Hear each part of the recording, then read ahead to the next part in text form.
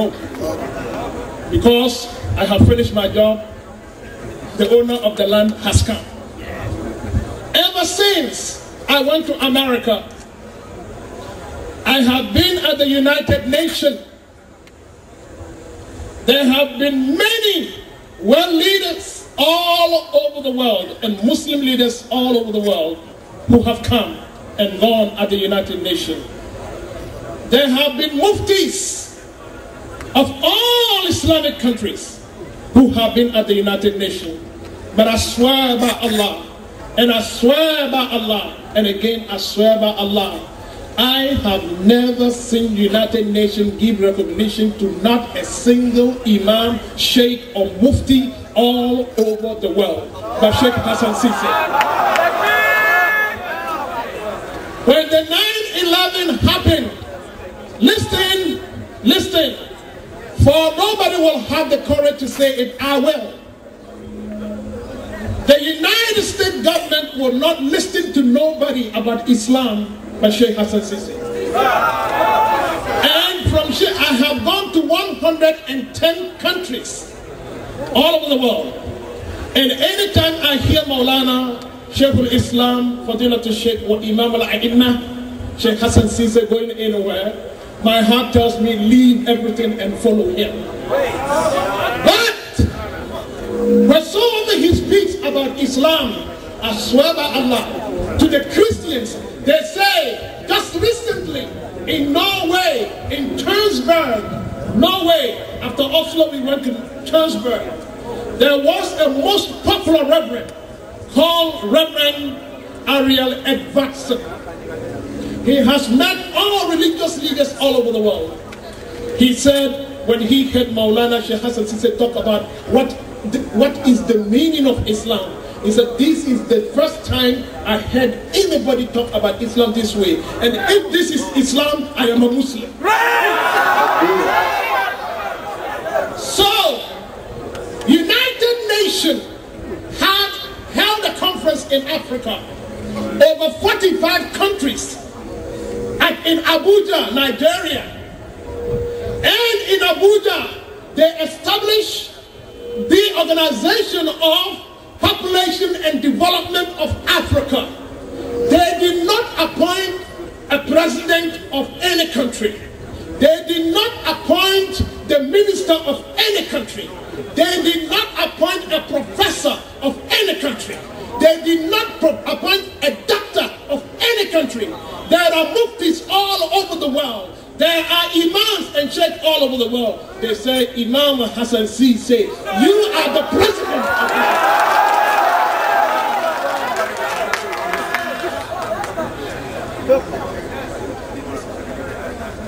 That's right, I'm coming. I want you to listen to this. Côte d'Ivoire, and thank Sharif Amin and Sharif Umar that Allah has blessed them. Without them, Maulana Sheikh Hassan Sisi won't be here in Côte d'Ivoire. He was coming. He told me, Ahmed Tijani, come and meet us in Morocco. And from Morocco, I'm going to Libya and come back to Morocco. But first, I thought we were going to come to Côte d'Ivoire first. But Gaddafi himself, President Gaddafi of Libya, needs Sheikh Hassan Sisi today. And he needs the prayer of Sheikh Hassan Sisi today. So he says, we need you. There is a major international conference. So please come. And Sheikh Hassan Sisi went. He would have been here last Friday. There are many who need him. And finally, I want you to know this. If you know the beginning of the life of somebody, it is not enough. But if you know the end, then you know the person. You cannot talk about somebody because you knew him when he was a child. But you know him the last time his life is ended in this world. Then you know who he is. Shahina Barhamanyas. Kutubul Zaman. Shamsul Huda. Throughout his life, he has many students of children, of all his lovers. He has sent many to school, sponsored many, but he has never personally made any intention to visit nobody. Personally. Comment on dit en français personnel? Personnellement. P-A-R-S-O-N-E-M-E-N-T. Personnellement. Sheikh Muhammad Niasse. And so final, before Maulana will speak, because I must say this, I will never have this chance no more. He went and visited Maulana Sheikh Hassan Sise. Sheikh Hassan Sise was wearing a suit like this. And he told Sheikh Hassan Sise, I want to see you wearing your suit. Because why? Because he is an ambassador of Rasulullah sallallahu alaihi wasallam. He is an ambassador to see the Ahmed Tijani radiallahu ta'ala. He is an ambassador of Shaykhina Barham Niasse. And Barham Niasse promised him. Barham Niasse promised him. You will be the only person to be with me when I leave this world. And finally, the translation will be made later. You must pay for the tape before you see the translation. Finally, Shaykhina Barham Niasse made him imam. He is not just a Khalifa, no way. Shaykhina Barham Niasse will never stand behind nobody in Salat, in Kaulat, in Senegal, Africa, anywhere. But in Salat, he will stand behind the father of Maulana Imam Hassan Sise. After him, nobody else. But one day, he wants to show everybody who is your next Imam.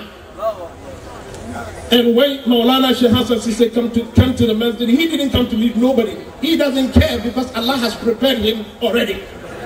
Sheikh Hassan just prayed for Allah to give him someone, and Allah has accepted his prayer. And then when he came to the masjid, Sheikh Hassan Sise was standing at the back, not in the front. He said, Imam, Bismillah. Come and lead us prayer. He said, you are. Say Hassan Sise. You are. You are the Imam after your father. After us. You are our Imam, not our Imam. You are our Imam after your father. And Shaykhina Barham Niasse, he has no any other work other than to lead people to the righteous way. And he gave him the Khilafah of Anabi Ibrahim, Khilafah of Anabi Nuh. He gave him the Khilafah of Anabi Musa, Anabi Isa, and he gave him the Khilafah of Rasulullah sallallahu alaihi wasallam. He gave him the Khilafah of Sayyidina Abu Abbas, Sidi Ahmed Tijani, and he gave him the Khilafah of his father, and he gave him the Khilafah of Barham Niasse. This is Sheikh Hassan Sise. This is Imam Hassan Sise. I pray to Allah to dedicate my life, devote my life, and sacrifice my life for his mission. If I will make any mistake in this life for Sheikh Hassan Sise's face not to smile, may Allah take me away. May Allah bless Cote d'Ivoire. I swear by Allah, Allah has brought peace forever, so long as the food of Maulana Imamuddin Sheikh Hassan Sise has stepped Cote d'Ivoire. Peace has come forever. Assalamu alaikum wa rahmatullah. Allah, Allahu, illallah, la ilaha illallah, Allah, Allah, Allahu, illallah, la ilaha illallah. Allah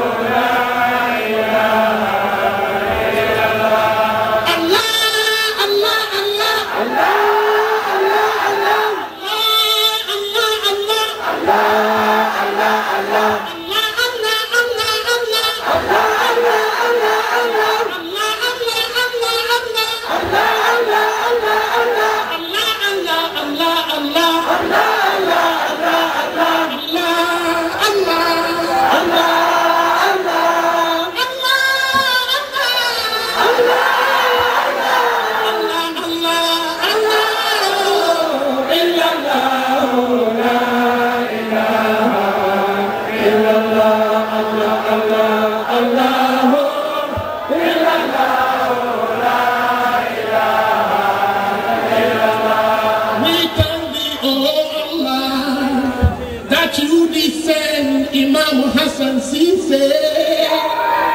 You sang Imam Hassan Cissé to Côte d'Ivoire in the city of Abidjan. Oh, Allah bless Abidjan forever. وملكني حب الخليل جبلة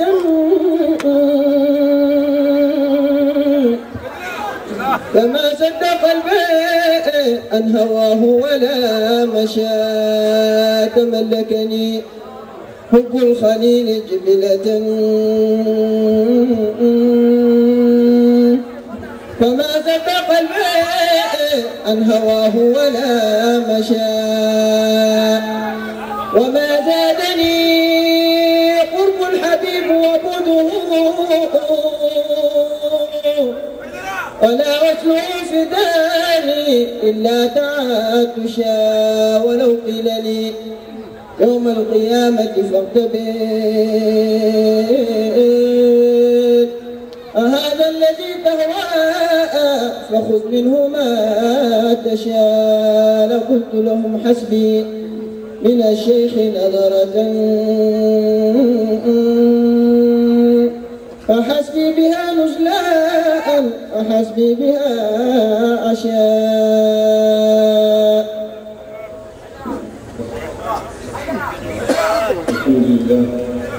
الحمد لله حمدا يوافي نعمه ويكافئ مزيده. الصلاة والسلام على أشرف المرسلين سيدنا ومولانا محمد وعلى آله وصحبه وسلم تسليما كثيرا إلى يوم الدين. ورضي الله تعالى عن سيدنا ومولانا أبي العباس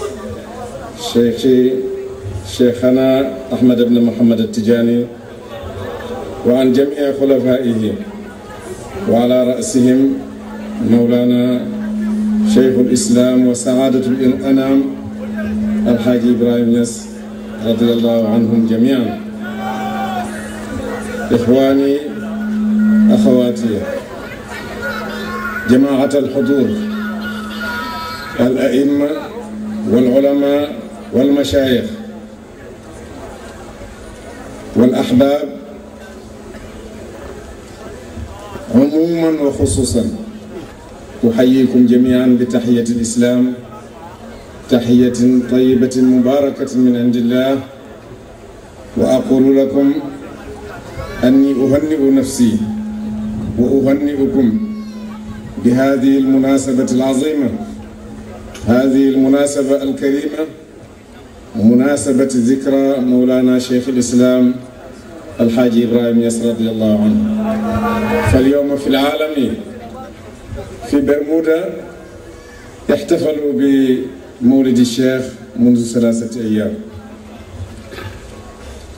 وفي غابون ها هو مالم باي قرأ لي الآن SMS في هاتفي أن أهل غابون يطلبون الإذن لإقامة مولد لشيخ الإسلام الحاج إبراهيم نياس رضي الله عنه، فكلفته بأن يطلق لهم الإذن في ذلك، فعند ذكر الصالحين تتنزل الرحمات. Alhamdulillah Rabbil Alamin. Alors, comme vous le savez vous-même, notre maître vénéré Cheikh Ali Cissé vient de commencer son adresse. Il a rendu grâce à Allah subhanahu wa ta'ala et il a béni le sceau des prophètes, à savoir le prophète Mohammed sallallahu alayhi wa sallam. Aussi, il a demandé l'agrément d'Allah subhanahu wa ta'ala pour tous les amis de Dieu, commençant par notre grand cheikh Cheikh Ahmad Tijani et surtout ces khalifes représentants et le plus grand khalife de Cheikh Ahmad Tijani à la personne de Cheikh Ibrahim Niass. Et il dit qu'il est heureux et il vous félicite de cette belle occasion qui est l'occasion de la célébration de Mawlud de Cheikh Ibrahim Niass. Il dit, savez-vous qu'aujourd'hui dans le monde, en Bermuda, il y a 3 jours seulement, on a célébré le Mawlud de Cheikh Ibrahim Niass. Et pendant que nous étions assis ici, au Gabon, il a reçu un appel à travers son neveu, Madame Bailly, demandant la permission de célébrer célébrer le Mawlid de Cheikh Ibrahim Niasse au Gabon. Et il a demandé à son neveu de leur donner la permission de célébrer le Mawlid de Cheikh Ibrahim Niasse au Gabon, pour dire que c'est une action universelle aujourd'hui. فالمؤرخون يقولون من ورخ لشخص فقد أحياه والأولياء والمتصوفون يقولون كما سئل إمام جنيد قيل له ماذا ينزل عند ذكر الصالحين فقال عند ذكر الصالحين تتنزل الرحمات وماذا ينزل عند ذكر الله فأغمي عليه. Et il a dit que les historiens disent que quand on hérite de quelqu'un, c'est comme si on vivifiait cette personne-là. Et quand on a posé la question à l'imam Junaid, que qu'est-ce qui se passe quand on se souvient des amis de Dieu? Il dit, quand on se souvient des amis de Dieu, c'est la grâce de Dieu même qui descend. Alors nous posons la question, mais qu'est-ce qui se passe quand on se souvient de Dieu lui-même? Et quand on lui a dit ça automatiquement, il est rentré dans un état second. فنحن في هذا اليوم المبارك وفي هذه المناسبة التي قدر الله تعالى أن نحضرها، لو لم يكن هذا الأمر من الله تبارك وتعالى أقول أن حضورنا في هذا اليوم وفي هذه المناسبة يكون مستحيلا، لكن لا يكون مستحيلا لأن المريد التجاني الصادق إذا تعلقت همته بشيء وراء العرش الله سينزله له.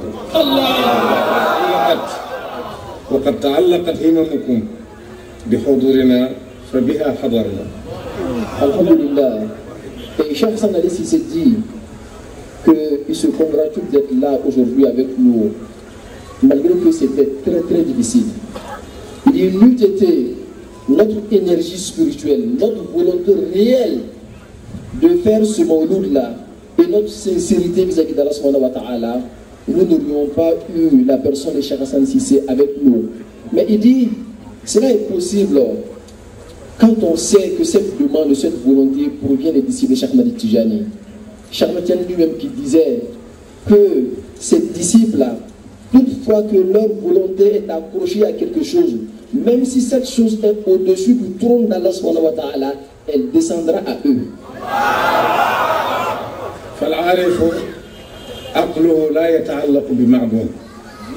Il dit que le connaissant de Dieu, son intellect ne s'accroche jamais à quelque chose du néant. كما أخبركم الشيخ التجاني Et comme le Cheikh Tijani, منذ 3 أسابيع في أوسلو لمؤتمر حول الحوار بين المسلمين والمسيحيين، وقد حضرناه مع أخينا وحبيبنا هذا شيخ أحمد التجاني شيكاغو، ومنها انتقلنا إلى ستوكهولم ثم ذهبنا إلى دنمارك، حيث طلبوا مني أن أصلي بهم الجمعة، فانتظرت حتى صليت بهم الجمعة، وبعد الجمعة حاضرتهم، ولما قلت والسلام قالوا لا واصل نحن ما تعبنا وواصلنا. ومن دنمارك وفي نفس اليوم بعد انتهائي من كلمتي في المسجد جاءني شاب في اليوم التالي فقال إني أريد أن أعتنق هذا الدين في دنمارك. ومن دنمارك ذهبنا إلى باريس، ومن باريس إلى المغرب ثم إلى ليبيا وإليكم، لكن الإتيان إليكم كان شبه مستحيل. طرقنا كل الأبواب، كانت عندنا أمورنا الخاصة لا نريد أن نسافر ونتركها قبل إنهائها، وكان أمامنا أيضا وعد وعدناكم به أننا سنحضر، ولا نريد أن نخلف ما وعدناكم به. سألنا هل هناك طائرة تمر بالقاهرة ثم إلى أبيجان؟ ما في. طائرة تذهب إلى أبيجان رأسا؟ ما في. طائرة تذهب بنا إلى باريس أو إلى لندن أو إلى جنيف ثم أبيجان ما في. حتى هم بعض أصدقائنا أن يؤمنوا لنا طائرة خاصة نأتي بها لأنهم رأوا شدة حرصي للحضور معكم في هذه المناسبة الكريمة، لأني أعرف أن هذه المناسبة مناسبة لله تبارك وتعالى. كل من اجتمعوا في هذا المكان أتوا لله وحده لا لشيء آخر، لا لدنيا نقسمها في هذا المكان.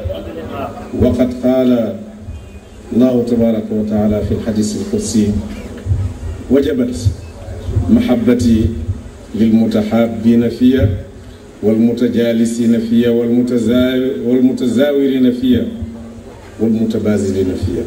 فهذه الجلسة ليست إلا لله تبارك وتعالى، ما كان لله دام واتصل، نحن وما كان لغير الله انقطع وانفصل. كنا نأتي هنا ونحن صبيان مع والدنا سيدي علي السيسي. أتيت أبيجان مع الشيخ رضي الله عنه وكنا بالمطار، وأتينا مرارا مع الوالد، وكان هناك مقدمان للشيخ شريف عبد العزيز والد الشريف عمر وأمينه والحاج عبد الله الميديواني، كانا يقومان بأمر الطريقة وبأمر المسلمين في هذا المكان في ذلك الوقت. وكانت هذا الحقل خاليا من غيرهما، والحمد لله خلف في هذا الحقل من يقوم بعملهم أحسن قيام. ندعو الله تبارك وتعالى أن يجعلكم دوما خير خلف لخير سلف. Alhamdulillah Rabbil Alamin. Charles Santisé vient de nous dire tout à l'heure que sa venue ici était presque impossible. Il était à Oslo pour une conférence entre les religieux musulmans et chrétiens. De là-bas, ils sont allés en Danemark où il a officié la prière du vendredi par leur demande et où il a donné une conférence. Et quand il a fini, mes frères lui ont demandé de continuer la conférence parce qu'eux ne sont pas encore satisfaits. Ils veulent l'entendre davantage. Alors c'est ainsi qu'un jeune homme vient et il dit à l'imam Cheikh Hassan Ali Cissé: je vais embrasser cette religion-là qui est la vôtre, à savoir l'islam. Alors de là-bas, ils ont continué, ils sont allés en France. De la France, ils sont allés au Maroc, et du Maroc, ils sont allés en Libye. Ils avaient beaucoup de contraintes. Pour eux, leur venue ici était pratiquement impossible.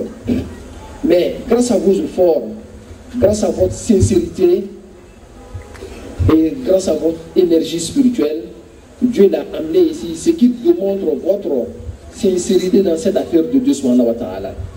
Il dit que ce n'est pas la première fois qu'il vient en Côte d'Ivoire. Il y a quelques années, depuis qu'il était plus jeune, il venait ici avec son père, Cheikh Ali Cissé, et il est venu ici aussi également avec Cheikh l'Islam, Cheikh Ibrahim Niass. Et en ce moment précis, ils ont trouvé que deux muqaddam de Cheikh Ibrahim Niass, à la personne de Cheikh Chérif Abdelaziz et Cheikh Abdullah Mediwani. Il dit que c'était ces deux personnes-là seulement qui labouraient le champ de la Faïda. Il dit, mais aujourd'hui, ils sont ici en Côte d'Ivoire, par une visite assez spéciale. Et ils ont vu que le champ que ces personnes-là ont laissé, et les enfants qu'ils ont laissés ont labouré ce champ-là, de sorte à rassembler toutes ces personnes que vous voyez ici. Il dit, ce qui prouve que ce qu'ils ont sémé avec la baraka. Et il demande à Allah subhanahu wa ta'ala que nous soyons des descendants de baraka pour nos parents qui nous ont précédés. فأول مولد احتفلنا به في لندن كان الشريف عبد العزيز معنا، وكان الأمير عبد القادر الطاهر أيضا كان معنا في تلك الحفلة، وأقمناها في هايد بارك في قلب لندن. وكان البوليس الإنجليزي الذي حضر للحفاظ على الأمن فقط 1200 شرطي. كانوا معنا هنالك.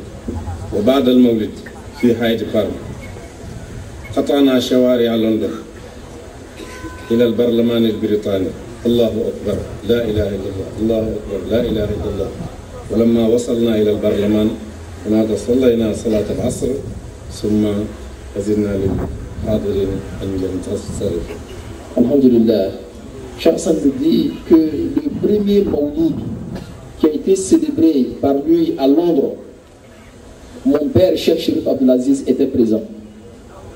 Et également, Cheikh Abdul Qadir, le King, Sa Majesté, Cheikh Abdul Qadir aussi était présent.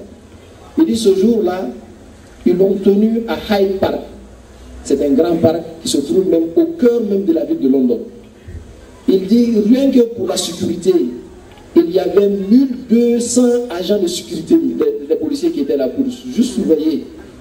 Et quand ils ont fini, ils ont marché de cet endroit-là en disant le slogan de Allahu Akbar, jusqu'au Parlement de Londres. C'est là-bas qu'ils ont prié et c'est là-bas qu'ils ont donné la permission à tout le monde de rentrer chez lui.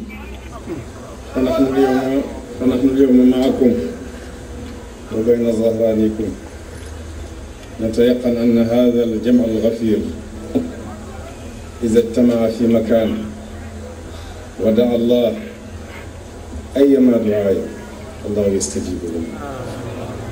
فذكر الصالحين نزول الرحمات وحضور المسلمين بهذا الجمع الغفير أيضا رحمة.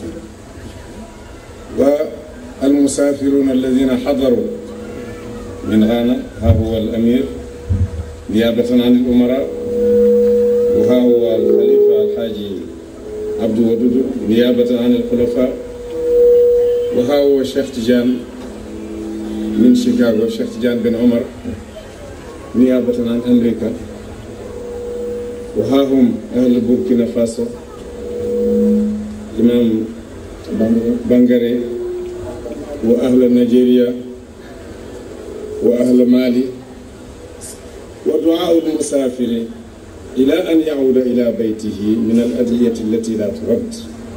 فنحن نتوجه إلى الله تبارك وتعالى ونتوسل بصاحب هذه الذكرى مولانا شيخ الإسلام الحاج إبراهيم نصر أن يعم كوت ديفوار الأمن والأمان والسلامة والعفو والعافية.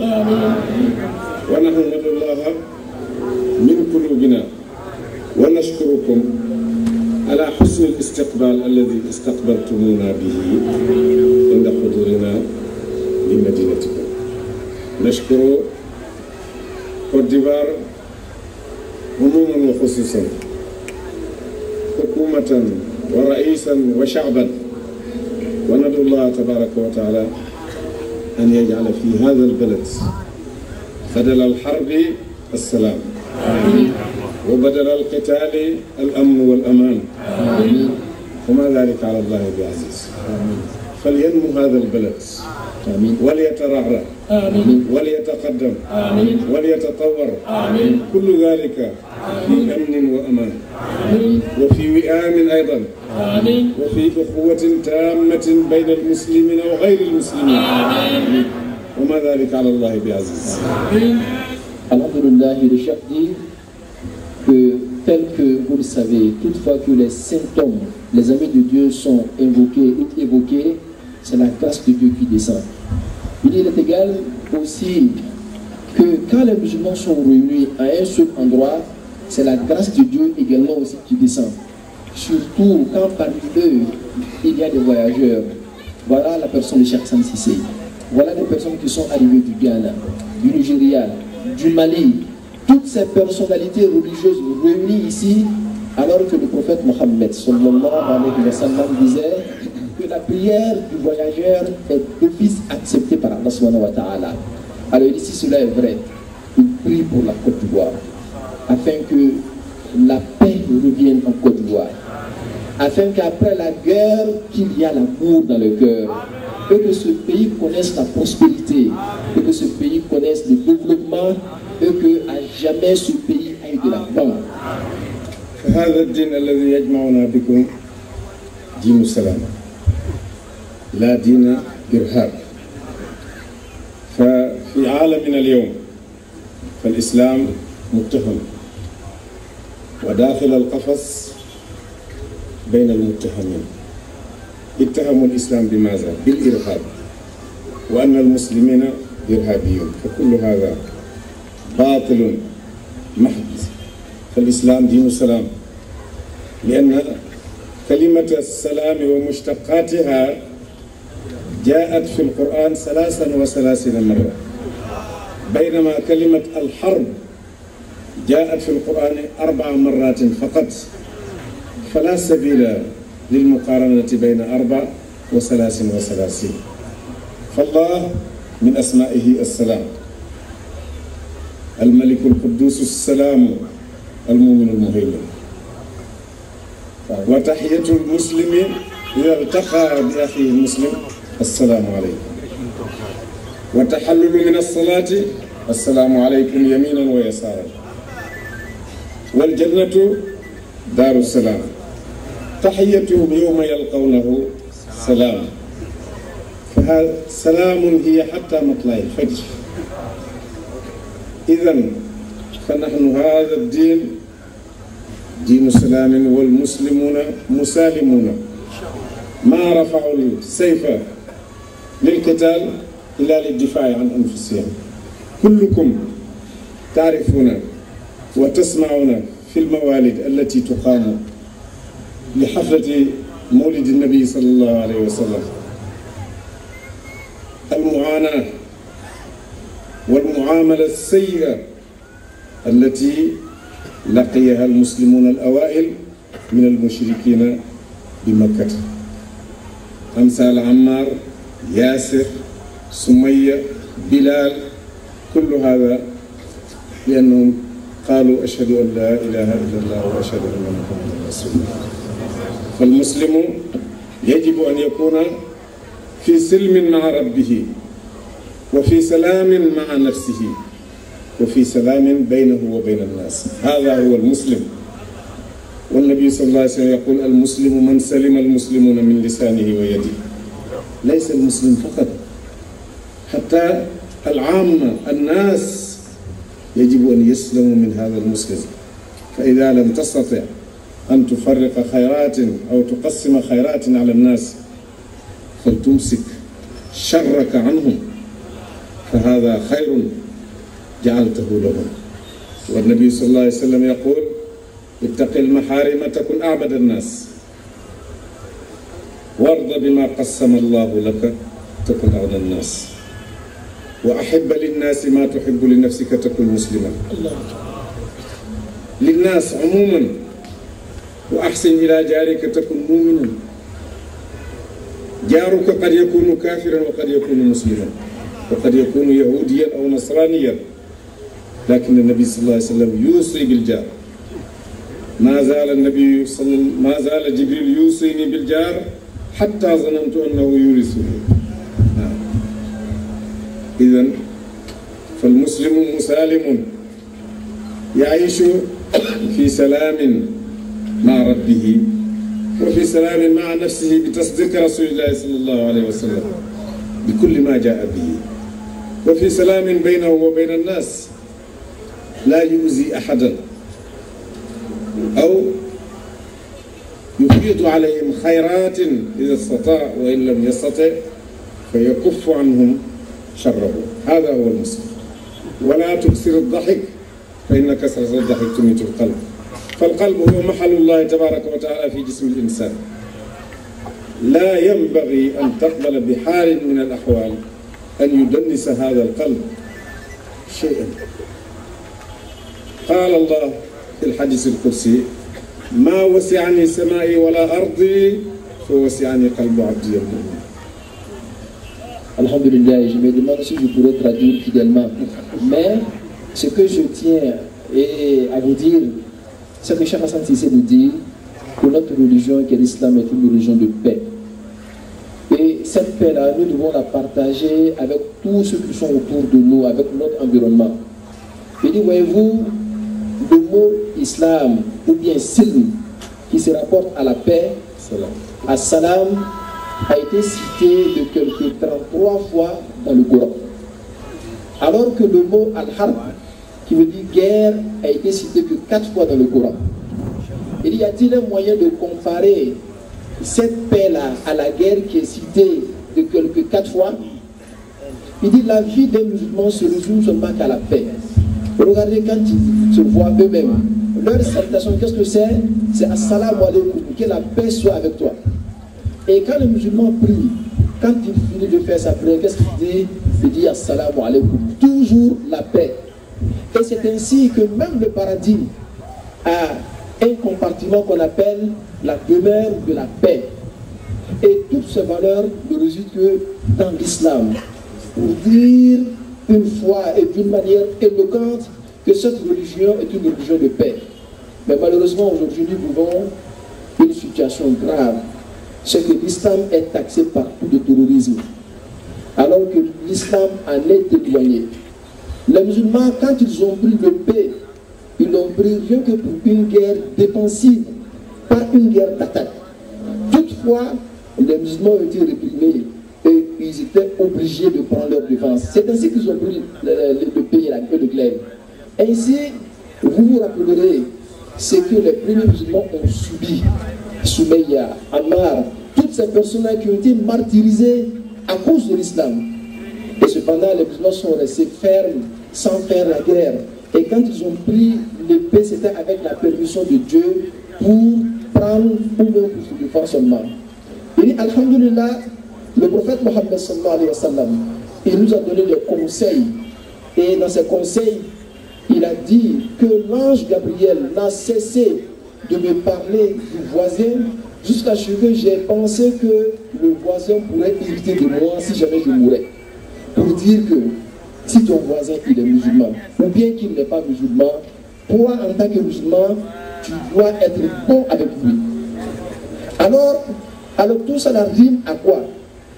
Tout ça la rime pour dire que l'islam est une religion d'amour. Et il nous conseille que l'endroit ou bien le lieu où Dieu se manifeste en nous est bien le cœur. Et le prophète Mohammed sallallahu alayhi wa sallam nous disait que trop de rigolade tue le cœur. Et ce cœur-là, tu dois le préserver. Parce que c'est dans ce cœur-là que Dieu se manifeste par un hadith que Cheikh Hassan Tissé a dit que Dieu dit ma wasi'ani abdi wa la sama'i wa innama wasi'ani qalbu abdi al-mu'min. Il dit que ni les cieux, ni ma terre ne le contient, mais cependant ne contient seulement le cœur pur de mon noble serviteur. Alors ce cœur-là, c'est avec ce cœur-là rempli d'énergie divine que nous allons chercher Allah subhanahu wa ta'ala. Et nous devons tout faire pour prélever ce cœur-là en étant de bons musulmans. Et être un bon musulman veut dire être en paix avec soi-même, être en paix avec Allah subhanahu wa ta'ala et être en paix avec tous ses semblables. Inch'Allah. أذكر في نيجيريا لقاء جمعني ورئيس السابق جنرال أوباسانجو، وأثناء الحديث قال لي يا شيخ أنا أريدك أن تساعدني لحل مشكلتين هنا في نيجيريا. المشكلة الأولى هي تحسين العلاقة بين المسلمين والمسيحيين. قلت هل هناك مشكلة بين المسلمين والمسيحيين؟